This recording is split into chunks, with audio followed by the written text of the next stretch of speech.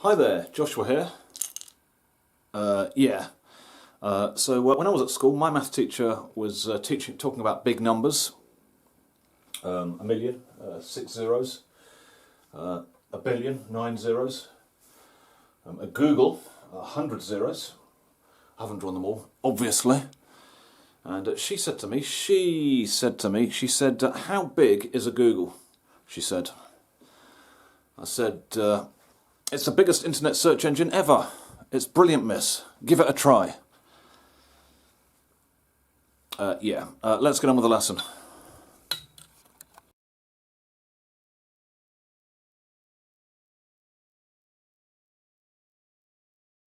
Right, so welcome to this lesson on volume. First of all, I'm going to talk about what volume is and how we measure it.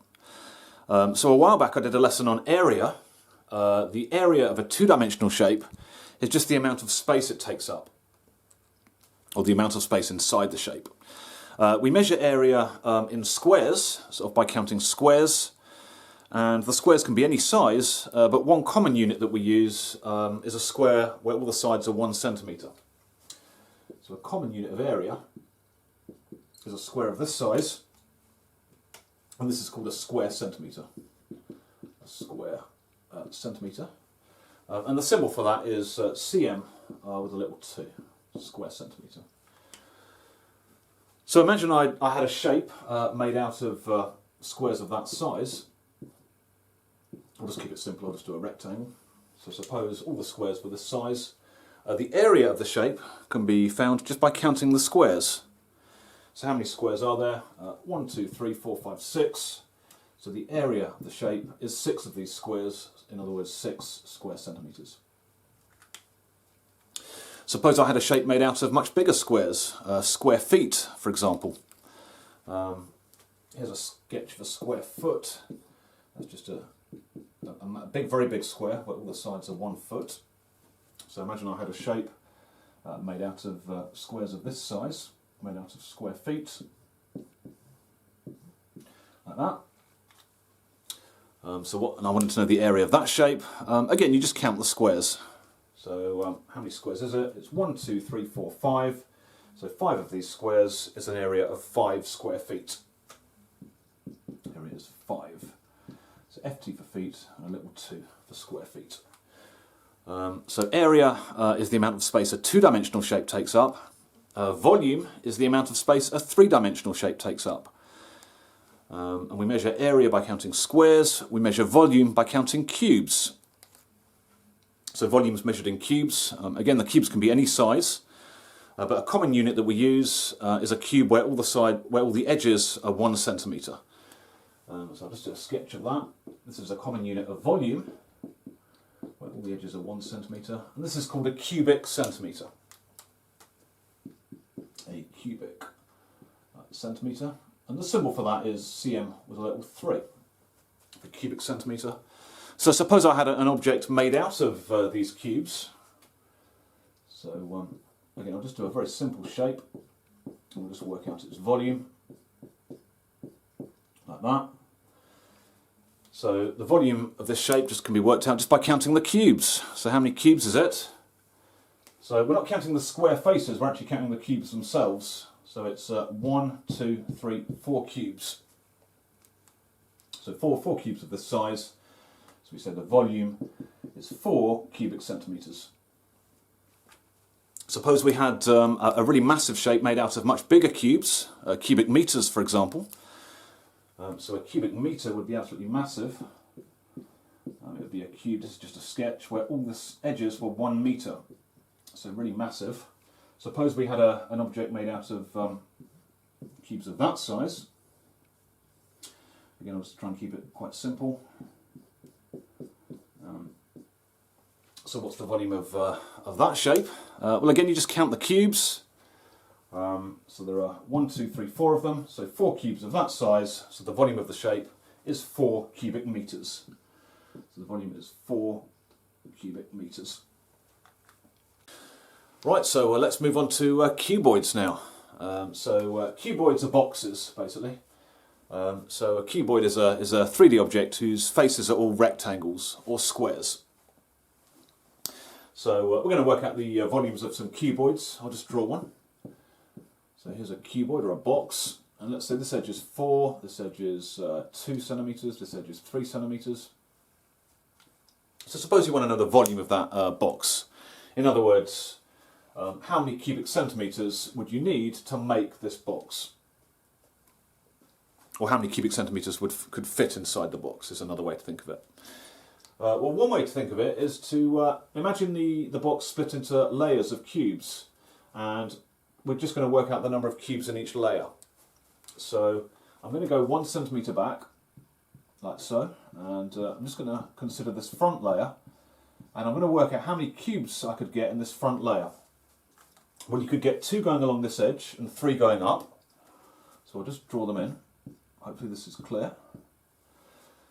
So that's a 2 by 3 arrangement of cubes, so that's 6 cubes altogether in the front layer. That's because 2 times 3 is 6, so you can get 6 cubes in that layer. And because this edge is 4 centimetres, you could get 4 identical layers of cubes going back. So you could get 4 identical layers of cubes, each with 6 cubes in. So the volume, which is just the total number of cubes, is just 4 lots of 6. So it's just 4 times 6, which is 24. So 24 of these cubic centimetres. So the volume is 24 cubic centimetres.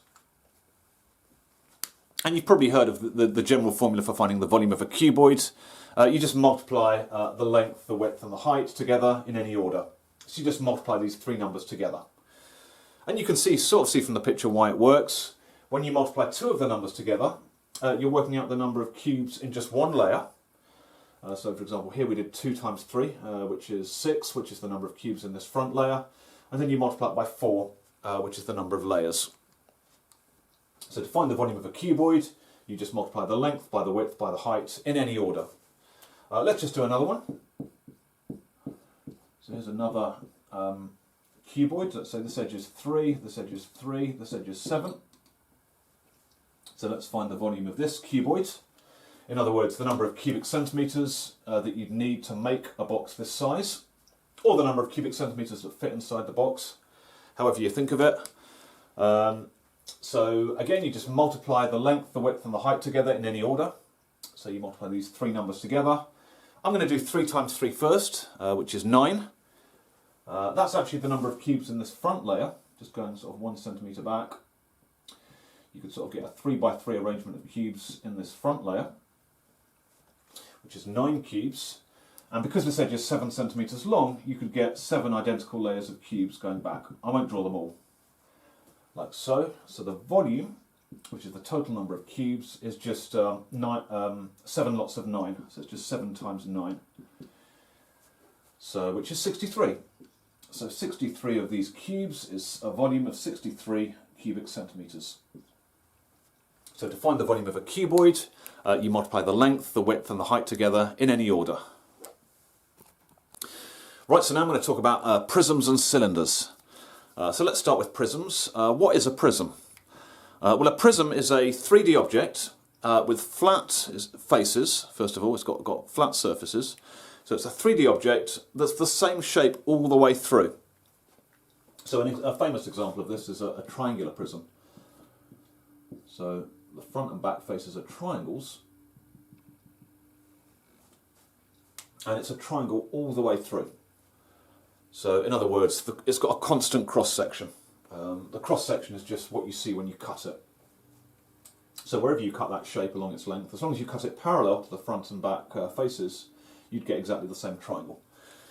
So it's a prism because it's a triangle all the way through. It doesn't change, it's got a constant cross-section. Another example of a prism is a cuboid, which we just did. So whichever way you look at it, a cuboid is a rectangle all the way through. It's got a constant cross-section. As you move through the shape, the rectangle stays the same. And so that's a prism. A prism could have any sort of cross-section. The cross-section here is a trapezium. So I'm not sure the name of this shape, a trapezoidal prism I think, or a trapezium prism, I'm not sure. But again, it's a prism because it's got flat surfaces and it's the same shape as you move through it. The cross-section is constant. Now, this is an interesting one, a cylinder. We don't actually consider this to be a prism, because to be a prism you've got to have flat surfaces, and a cylinder has a curved surface going round. So it's not a prism, technically. But it still has the same properties of a prism, in that it's got a constant cross-section. As you move down the shape, the cross-section stays the same. The cross-section is just the circle. So I'm going to show you how to find the volumes of all these objects. If you remember, for a cuboid, the way you do it is you find the number of cubes in one layer. So you find the number of cubes in one layer, and then you multiply that by the number of layers that fit inside the shape. You do exactly the same for prisms. So, for example, for the triangular prism, going 1 centimetre back, or whatever the units are, you just find the number of cubes in one layer. There may be sort of bits of cubes, but you can still find the total number of cubes if you add all the bits up. So you find the number of cubes in one layer, and then you multiply by however many layers you can get into the shape. And it's the same with these shapes here. So to find the volume of this shape, again, you'd find the number of cubes in one layer going 1 centimetre back. Again, there may be bits of cubes all over the place, but you could add them up and find the total number of cubes in one layer, and then you'd multiply by the number of layers. And even the same with a cylinder. So you'd find the number of cubes sort of in one layer. Again, there'd be bits all over the place, and then you'd multiply by the number of layers. So we're going to do that next. So let's find the volumes of some prisms now. So I'm going to start with a right-angled a triangular prism, whose cross-section is a right-angled triangle, like that. And let's say this side is 4, this edge is 5, and this edge is 6 centimetres. So to work out the volume of the prism, you just need to find the number of cubes in the front layer. So just going like 1 centimetre back, I'm just going to consider this front layer. So we're going to work out how many cubes you can get in that layer, and then just multiply by 6, because you could get 6 layers going back. So to work out the number of cubes in this front layer, you actually just work out the area of the cross-section, which is a triangle in this case. So I'll just draw it over here. 4 centimetres by 5 centimetres, a right-angled triangle. To find the area of a triangle, you can just think of it as half a rectangle usually. So this triangle is half of that rectangle. The area of the rectangle is just 4 times 5, which is 20 square centimetres, which means the area of the triangle is 10 square centimetres. So the area, let's write that down, area of triangle is 10 square centimetres. And that just means you can fit 10 squares into this triangle. So I'll just draw that.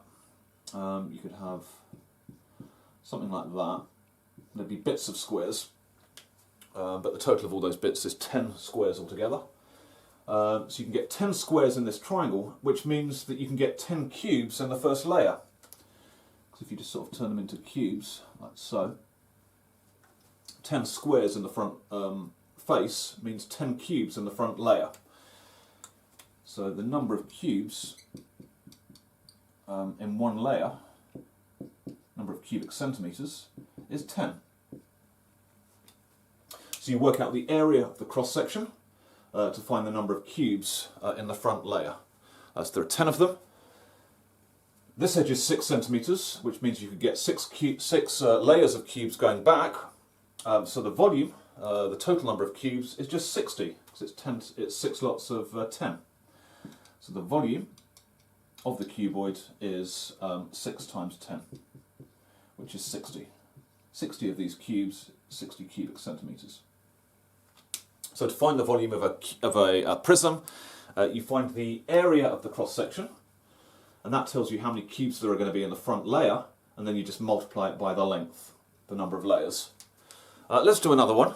I'll just do one over here. And let's say the cross-section of this one is a trapezium. So I think it's called a trapezoidal prism. Something like that. And suppose this edge was 8 centimetres, this edge was 6 centimetres. And suppose the width or the height was 4 centimetres. And let's say the length going back is 5 centimetres. So again, we're going to find the volume of that prism. We just need to find the number of cubes in the front layer. So going 1 unit back, or 1 centimetre back in this case, we'll just consider this front layer and try and work out the number of cubes in that front layer. As I said, you do it by finding the number of squares in the cross-section. You find the area of the cross-section, which in this case is a trapezium. So I'll just draw it out like that. This is 8 centimetres, 6 centimetres, width of 4 centimetres. So to find the area of a trapezium, it's kind of like a rectangle. The width is 4. The only thing is the length isn't constant, it's changing. Here the length is 6, here the length is 8. But you could say that on average the length is 7, sort of halfway between 6 and 8. And actually, if you draw a rectangle through the middle of these sloping sides, like so, it will actually have a length of 7, because you're going halfway between 6 and 8. And if you notice, the area of the rectangle is actually the same as the area of the trapezium, because this this triangle bit here could fit up there, and this triangle bit here could fit in there. So the rectangle and the trapezium have the same area. So this was 7 centimetres, halfway between 6 and 8. So the area of the rectangle is 7 times 4, which is 28 square centimetres. So that's also the area of the trapezium. So the area of the trapezium is 7 times 4, which is 28 square centimetres.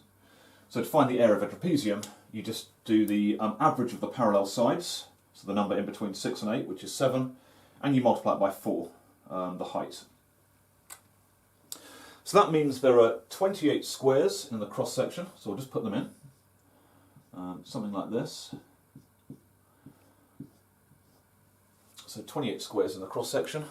So that tells you the number of the cubes in the front layer is also 28.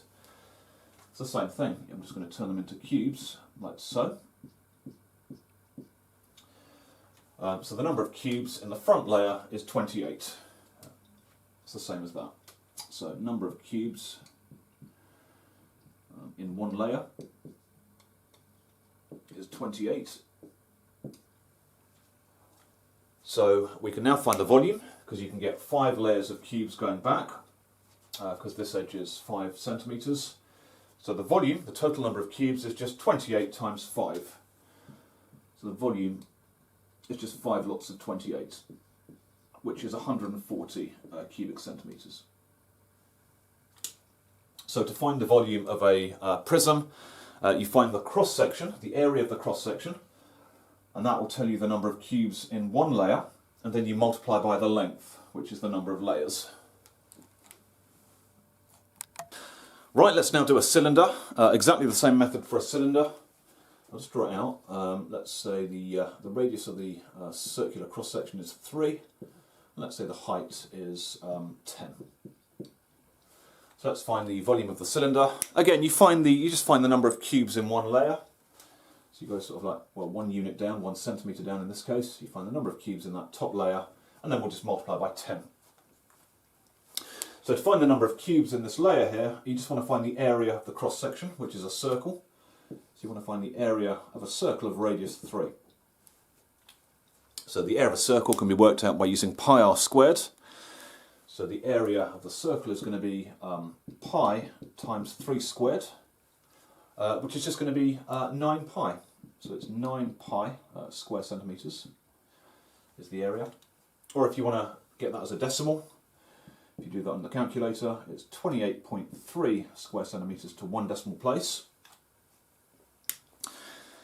So that's the number of squares covered by the circle. I'll just draw them in, try my best. Something like that. Bits of squares all over the place.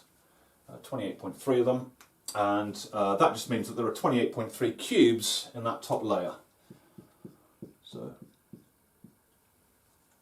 the volume of that top layer is 28.3 cubes. So number of cubes, number of cubic centimetres in one layer is 28.3 to 1 decimal place. So the volume of the cylinder is just 28.3 times 10, because you could get 10 identical layers going down. So the volume of the cylinder is 28.3 times 10, which is 283 cubes, 283 cubic centimetres to the nearest whole number. Right, let's just do one more shape to finish off. It's going to be a bit more of a complicated shape. It's meant to be sort of like a house. So all the measurements are going to be in metres. So let's say this is 8 metres. Let's say this is, let's do 7 metres there. Let's say the total height of the house, including the roof, is 10 metres. And let's say going back, it's 12 metres. So let's find the volume of the house. It's a prism, because all the faces are flat, and it's got a constant cross-section. It's sort of like this pentagon all the way through. So to find the volume, we need to find the area of this cross-section, the area of the pentagon. So I'll just draw it again. It's a composite shape made up of a rectangle and a triangle. So this is 8 metres, that's 7 metres, that's 10 metres. This is, yeah.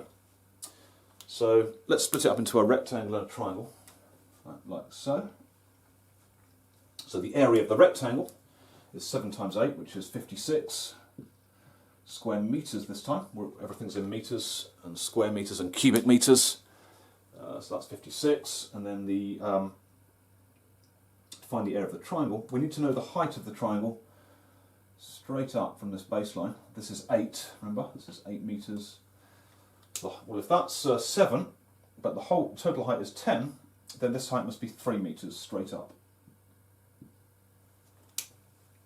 So the area of the triangle is just going to be half of 8 times 3. Remember, 8 times 3 would be the area of sort of like this rectangle, which is 24, and half of that is 12. So the area of the triangle is 12. So the total area of the pentagon is going to be 12 plus 56, which is 68 68 square metres. So the area, let me just write that down, area of the cross section, which is a pentagon, is 68 square metres. So I'm not going to draw all the individual cubes because that would take too long, but you can imagine, or the squares, but you can imagine the thing being split into squares, and there'd be a total of 68 squares altogether, which means the number of cubes in the front layer is also 68. So the number of cubic metres, the number of cubes in the front layer is also 68, so 68 cubic metres in that front layer. And then you could do 12 identical layers of cubes going back. So the total volume in cubic metres is 68 times 12. So the volume of the house in cubic metres is 68 times 12, and I forgot to work that out beforehand. So it's 680 plus 136. I think that's 816 cubic metres. 816 cubic metres is the volume of the house.